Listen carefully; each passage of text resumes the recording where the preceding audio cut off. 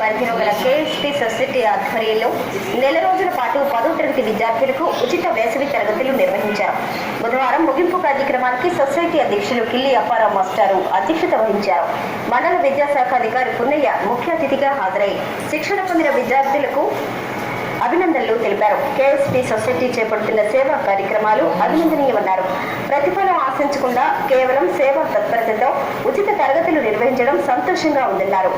ఇవి పేద విద్యార్థులకు ఎంతగానో దోహదపడతాయని తెలిపారు.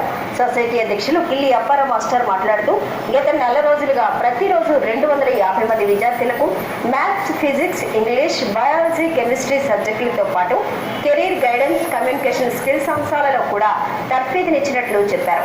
నిరుపేద విద్యార్థులకు చేయూతనివ్వడమే తమ లక్ష్యంగా గత 7 సంవత్సరాలుగా సొసైటీ సభ్యులు పనిచేస్తున్నారని తెలిపారు.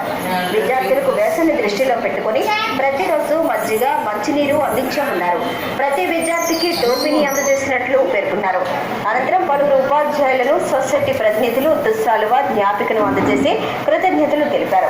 అలాగే ఇటీవల 10వ తరగతి ఫలితాలలో 10కి 10 పాయింట్లు సాధించిన విద్యార్థులను సన్మానించారు.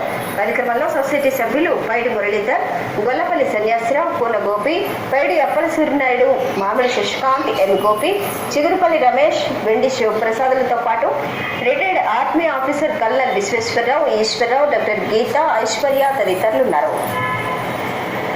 GO number 150